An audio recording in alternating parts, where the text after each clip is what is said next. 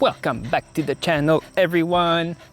And if you hear panting, it's this little boy here that just played frisbee and he's tired now. Yeah, you are. So today I don't have anything yarn related because I was doing a project and that project is taking a bit longer than expected. And then I got sick, so I had to spend a day in the ER for my eye, and then I see blurry now, so it's a bit harder to knit. So my other projects are also delayed. So I figured, let's do a garden tour. And yes, my eye is doing a lot better, and I can see better now, but I still have a week on eye cream, so I see blurry every now and then. So yeah.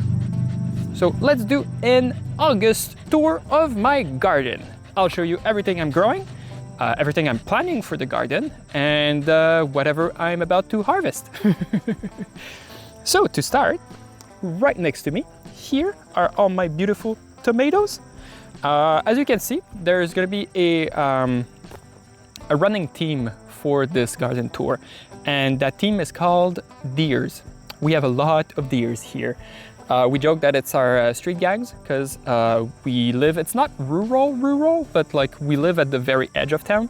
So like I can see a cow pasture over there, but I'm still in the city. So yeah, deers, a lot of deers. So everything's a bit trimmed down. It's not my doing, it's the wildlife doing. But I upgraded the fences around there now, like 8 feet tall, so it should be good now. But yeah, I'll bring you closer. I'll show you all my beautiful tomatoes. And this is not a tomato, this is a Tommy. Yeah. All right, I got two kinds of tomatoes. I got these beautiful cherry. I think they're even called like grape tomatoes. Like this is the size they get when they're ripe.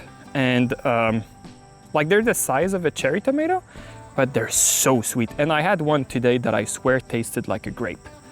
It was so sweet, so delicate, almost no sourness to it. So yeah, it's crazy. They're just starting ripening. So, well, of course, they might have ripened earlier if it wasn't trimmed, but they're doing good now. So that's the first kind I have. And then the second kind is these Italian, I think they're Roma tomatoes, but they're the ones that you use to make sauce. So I'll have plenty of those.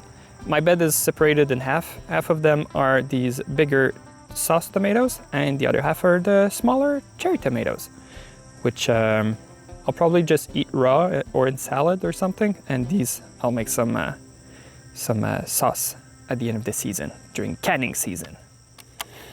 Also, if you're interested in canning stuff, let me know, because I have a lot of projects coming up.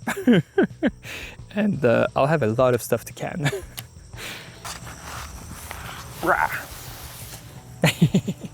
Hopefully my head is in focus. But moving along with all the little creepy crawlies everywhere, this is my squash patch. It was a test this year because I had bad results other years. But this year it's a success. So what I'm growing here, I'm not entirely sure because all my seeds were mixed up and were not labeled because they were given to me by my friend. So it's probably spaghetti squash because they have the shape of a spaghetti squash. It's the shape of a spaghetti squash if I move the dandelion from it. So it's the shape of the spaghetti squash, but is it a spaghetti squash? Not entirely sure. It should be, because the other things that it could be, it could be a butternut, but it doesn't have like the hump on it, and the rest is some kinds of sugar pumpkins that I should have here. So this should be a spaghetti squash. And then I have this one here, which is a lot smaller and more. Oh, I'll need to move this one. So this one is a lot smaller. It's about like a bit bigger than my fist. This one I think might be acorn squash, acorn pumpkin. They're like, they get about this big. It's like the one that you use to make kabocha fries. So it's like that kind of pumpkin. So this should be it. But it might also be sugar pumpkins. We'll only know when they're right. And then right here we have the mystery patch. This patch, it's a mix of everything, so it should be everything. It wasn't really planted to like to grow pumpkins. It was more to like grow the vines so they could kill the grass for next year. Because all of the rest, I killed the grass myself, dug it out, and then shook the ground, because it's all like a clover long. So clover will fix nitrogen in the soil. So I wanted to keep that nitrogen in there. So like I mixed it up. But yeah, I don't want to do this for the entire garden that I'm planning. So I decided let's just grow a bunch of vines that are gonna kill the grass for next year. So that's what I've been doing here. Right now it's starting flowering, so it's attracting a lot of pollinator, but no idea if I'm gonna get a squash from this, or pumpkin, because this is all the remaining seeds I had. Let's move on to other plants. And then we have the tallest one, the pumpkin, the corn. So it's not sweet corn, it's all dent corn. So like the corn that you make flour with to make tortillas and other corn, like if you make corn, well basically you make flour and cornmeal with it. So everything that you use to make that, polenta and everything, this is the kind of corn you use. And it should be like multicolored corn. So crossing our fingers that we're getting all the colors. So far, the ears of corn are a bunch of different colors, even like the little air tassel thingy. This one, it's dead now. Well, the tassels are, but they were like bright red. And then you have the one right next to it that's bright green. So maybe it's a sign, maybe not. We'll see in a few weeks. So yeah, we got a whole bunch of them, and we have some squashes growing in it, because I tried doing the Three Sisters, but it kind of failed. But hey, I'm growing food, so I'm happy. And then through all of that corn, we have cucumber, pickling cucumbers. So like this is the size that they should be. So I'll grab this one. And then I saw earlier that I have one that I forgot to pick. And it's a bit past the size that a pickling cucumber should have.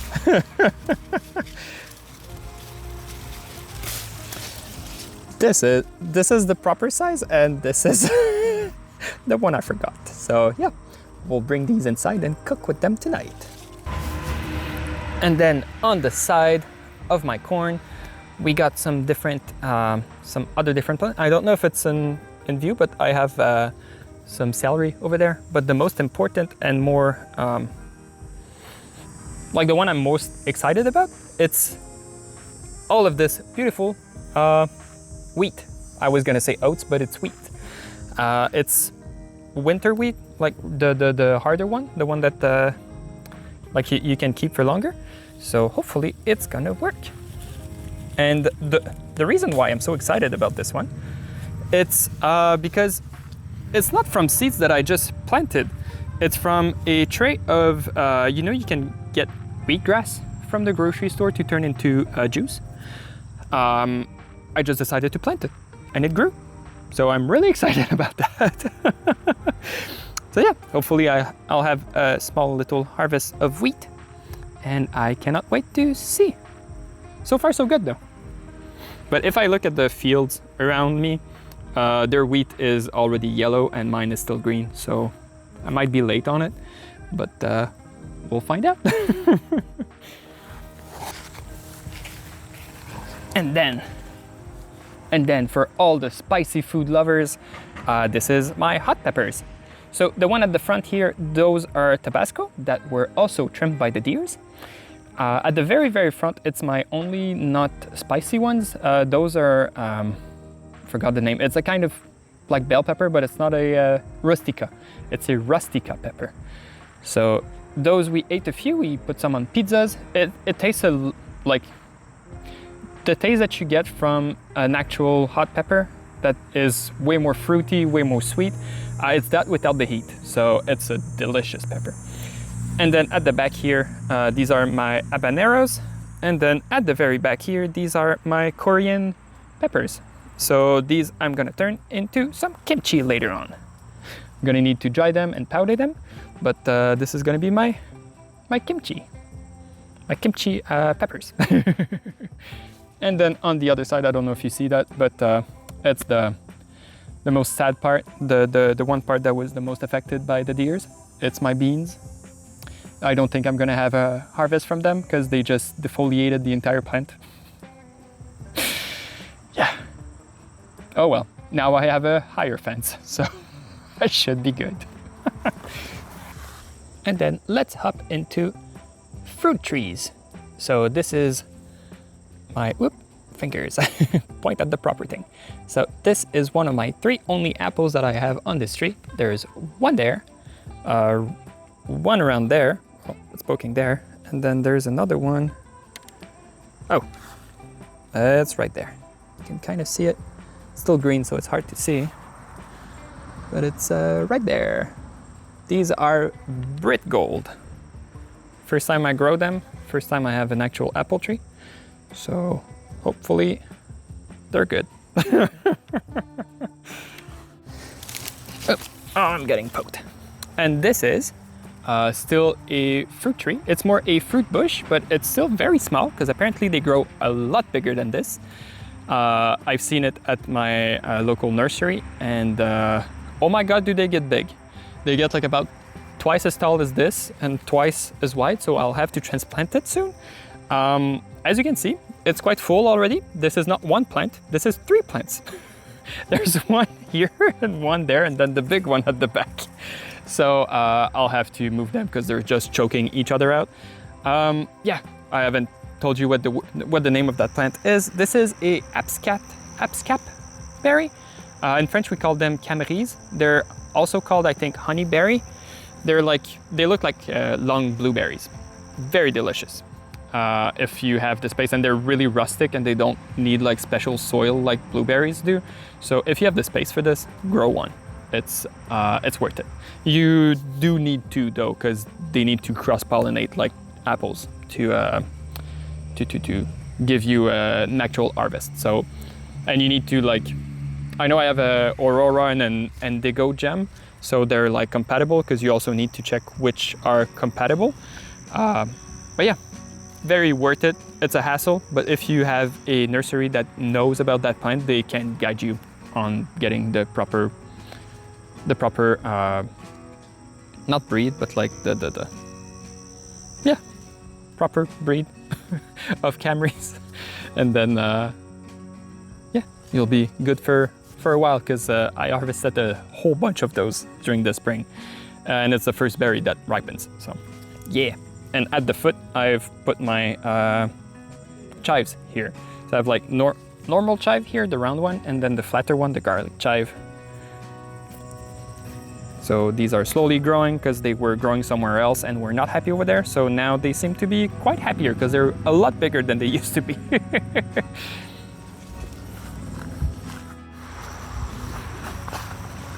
And in this corner, there's some tomato thingy.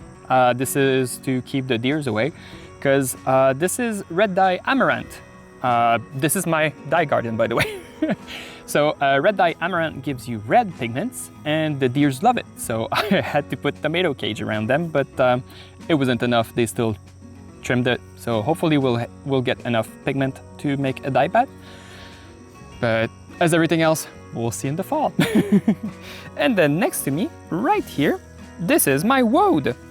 So if you do not know, I mean, this gives you blue.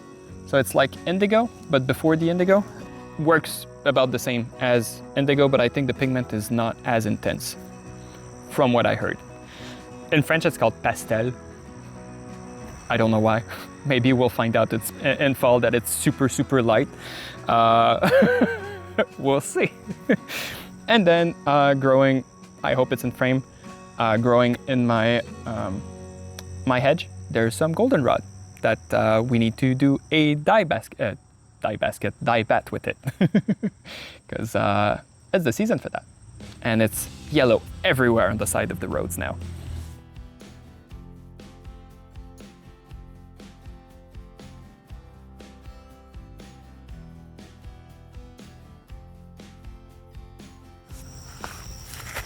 And finally, last section of my garden. This is, oh no, it's not the last section. I have this whole other section there. This is my tea garden.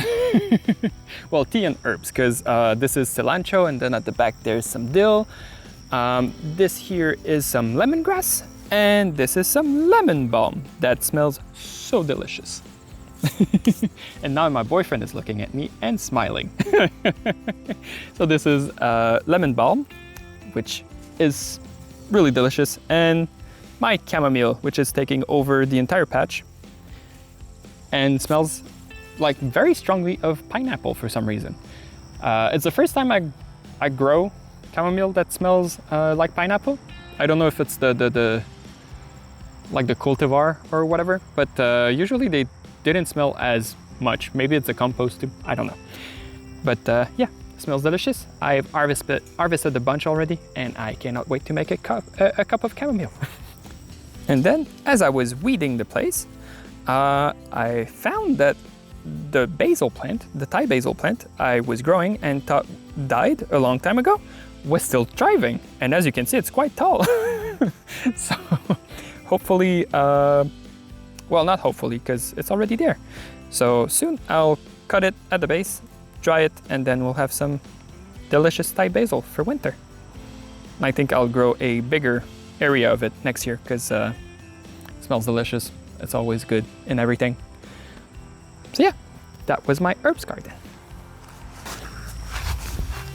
And now it's true. It's the last section of the garden, the hedge section of the garden. Also the saddest part of the garden, because it's the one that got trimmed the most by the deers. This is my Sunchoke patch. It's in the sunflower family, but it's not the flowers that you want, it's the tuber. It's like a very small potato. It's very sweet, and yeah, try to find some if you never tasted one. It's delicious, like roasted or raw.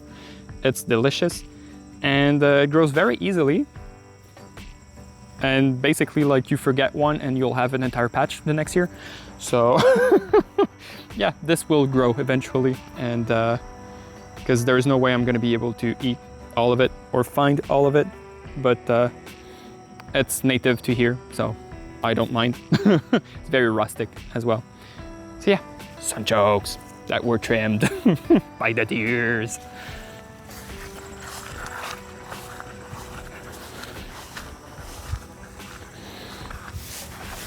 And then here, I hope you don't fall over, because we're in the steep incline of my of my yard.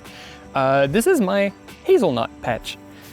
I just planted them this year. My friend gave me some small shoots that he had from his, and I'm slowly growing a line. These are gonna be like, it grows as a bush, so it's gonna grow a lot. And yes, my lawn is very tall. I need to mow it, but yes, Mom, I will do it. And then all along the edge, over there and behind me, all the way to the gate where Tommy is trying to escape, these are raspberries. I have some yellow raspberries, some red raspberries, and all of them were trimmed by the deers. I did harvest about like 2 kilos of them before, but still, this is gonna be my torn fence over the years, because I plan to keep some of the old stalks to like maybe weave just to create a fence of raspberries, because I'm not a big fan of like actual wood fence. I feel like they're ugly, or like they're too much like a panel. I love the rustic feel of a like a bush fence edge thingy. So yeah, at some point they're gonna grow tall enough so I can remove the metal fence that I've placed there for now. Yeah, so that's about it for my garden, I think. Tommy, easy. Wanna do the outro with me? Oh, yes you do. You so dirty. Yeah, so tummy is very hot. I think we're gonna go back inside. And I'll give him a big bowl of water. Yeah.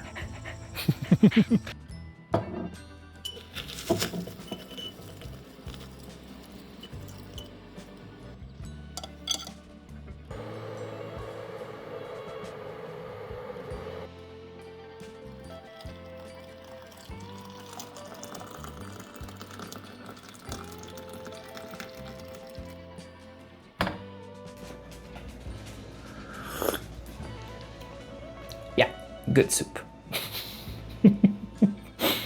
And by soup I mean chamomile tea, as you saw in my fancy edit. I figured I should at least make one tea before before fall. Right now it's a heat wave, so maybe tea is not the best drink, but I tried to make it not too warm, and I added some cold water afterwards. It's still very warm. I'm still sweating a bit. But yeah, I hope you enjoyed the tour of my garden. Next year, the big plan for it is to expand it, move some stuff around, because some stuff is not in the right place, and I feel like the garden is too small. But I think that's a problem that every gardener has, I think. Well, at least the ones that I know. And Tommy is trying to poke something. Yeah, that's a spinning wheel, sir. You wanted to be part of the video. Yeah, I know. Well, I hope the mic picked it up because it was disgusting. He just burped. So yeah, next year I plan to expand my garden. I also wanted to help my friend that lives nearby to set up his garden, but the start of, well, spring and summer got crazy, so I didn't have time, and they're expecting their second child, so they had a very crazy summer as well. So next year, maybe, we'll be able to start their garden, like a low effort garden, because I'm very lazy. They are also lazy, so it's a no-till type garden, so like you leave stuff in the ground and you just like add mulch so the weeds don't grow. So far it's my first year trying that, and so far it's not too bad. I still had a bunch of weeds to pull out. I tried to pull them out, mostly like the dandelion and the chicory and some other very long taproot plants that keep on coming back. So yeah, I will keep you updated on the garden. If you're curious to see that, please leave a comment below. And tell me that you're interested in my garden.